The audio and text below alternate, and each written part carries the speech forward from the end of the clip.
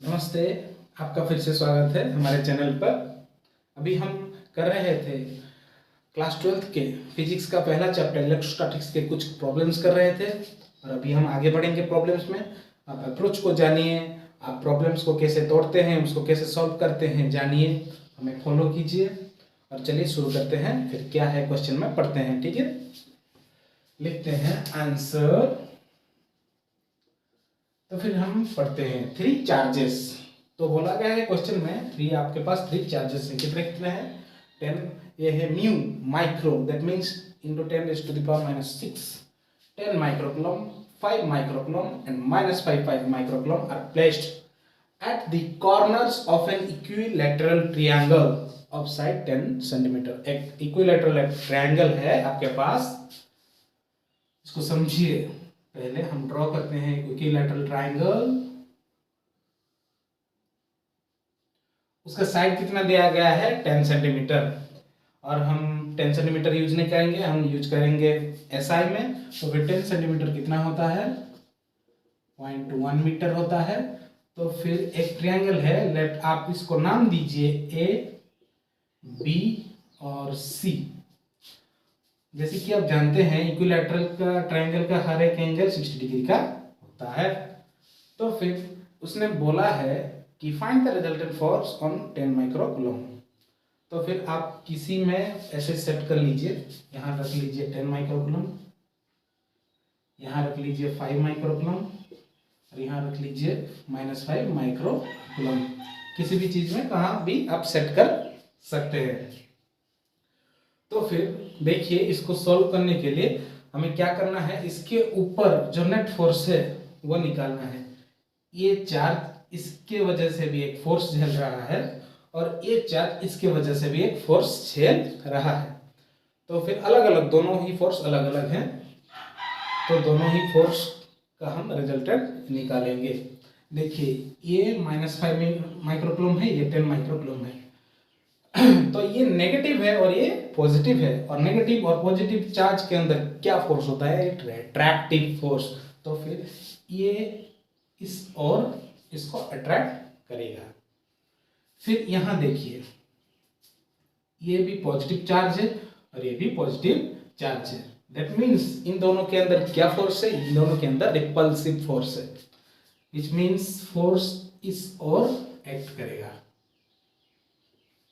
समझ में आ गया होगा आपको। तो फिर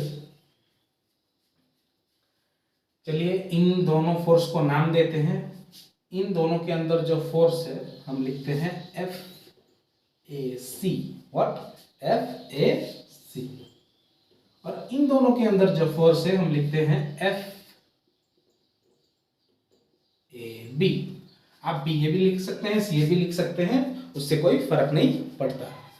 तो फिर हम इनके मैग्नीट्यूड को अभी निकालेंगे। एफ ए सी कितना होगा? एफ ए सी, ठीक है, हम वेक्टर भी लिखते हैं कि Q1 है 10 माइक्रोकूलम, Q2 है -5 माइक्रोकूलम। तो फिर 10 इंटू 10⁻⁻⁶ इंटू 5 इंटू 10⁻⁻⁻⁶। माइक्रो मतलब 10⁻⁻⁶ होता है, डिवाइडेड बाय r। इनके अंदर डिस्टेंस कितना है? 0.1 मीटर का, 0.1 का स्क्वायर न्यूटन। किसके अलोंग? अलोंग एसी, अलोंग इस डायरेक्शन में, अलोंग इस डायरेक्शन में, अलोंग एसी। इसी से वेक्टर का हमें पता चल रहा है। वैल्यू पुट कर लीजिए, 9 इंटू 10⁻9 इंटू 10 इंटू 5 इंटू 10⁻⁻⁶ कितना होगा? -12। ये 0.1 है, 0.01 हो जाएगा न्यूटन अलोंग एसी। मल्टीप्लाई कीजिए, कितना आएगा? 9 इंटू 10 90, 90 इंटू 5 450, 450 इंटू 10⁻³ इंटू ये ऊपर आ जाएगा तो 100। तो फिर आप इजीली लिख सकते हैं 45 Newton along AC, 45 Newton along AC. तो फिर आपने एफ ए सी निकाल लिया, कितना है? 45 न्यूटन अलोंग एसी। ओके, फिर आप निकालेंगे एफ ए बी। इसके लिए मैं इसको रब कर रहा हूं, इसको मिटा रहा हूं। अभी ए बी फोर्स आप निकालेंगे। देखिए फोर्स ए बी भी वैसा ही है, क्योंकि देखिए ये -5 था, ये 5 है, ये सभी आइडेंटिकल हैं। तो फिर हमें इतना कैलकुलेशन करने की जरूरत नहीं है, हम डायरेक्ट ही लिख सकते हैं F A B equal to 45 newton. इसका क्या अलोंग है? Along B A, along B A, along B A, क्योंकि ये रिपल्सिव फोर्स है। तो फिर इधर आप लिख लीजिए 45 न्यूटन अलोंग बी ए। आप समझ चुके होंगे।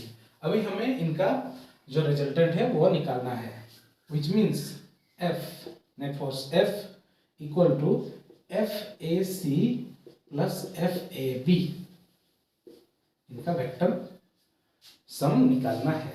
इसके लिए हमें इसका एंगल, इन दोनों के अंदर का एंगल निकालना है। ये एंगल हमें चाहिए 10 माइक्रो कूलम, ये एंगल हमें चाहिए। ये है एफ ए सी, ये है एफ बी ए, और देख सकते हैं आप अभी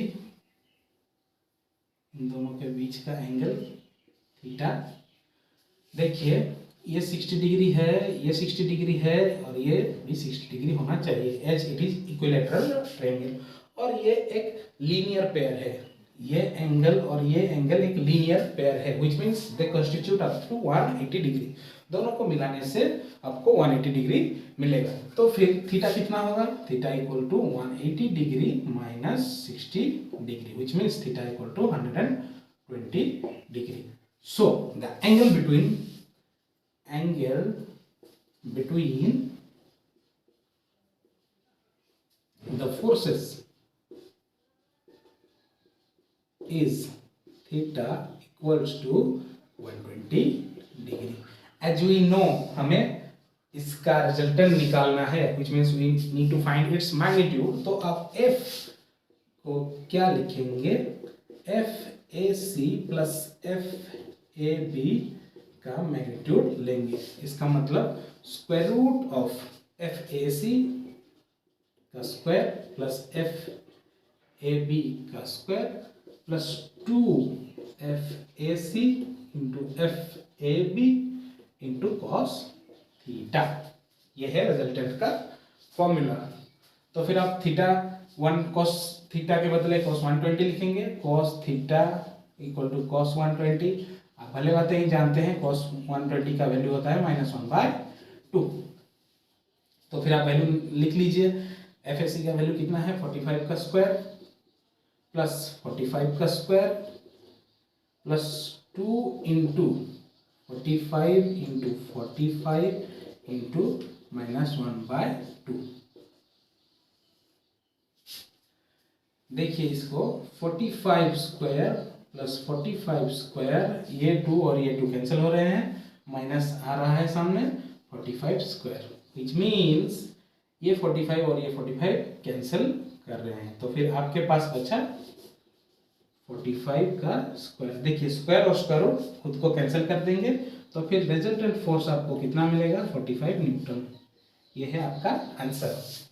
then resultant force is net force, और रिजल्टेंट फोर्स कुछ भी लिखिए आप, net force equal to 45 newton. ये है आपका आंसर। आपको समझ में आ गया होगा। आई होप आपको समझ में आ चुका होगा। तो फिर ऐसे ही दिलचस्प प्रॉब्लम्स, ऐसे ही इजी प्रॉब्लम्स, ऐसे ही कॉन्सेप्ट को समझने के लिए आप हमारे चैनल को शेयर कीजिए, सब्सक्राइब कीजिए और लाइक कीजिए, और ऐसे ही प्रॉब्लम्स हम आपको लाते रहेंगे। इससे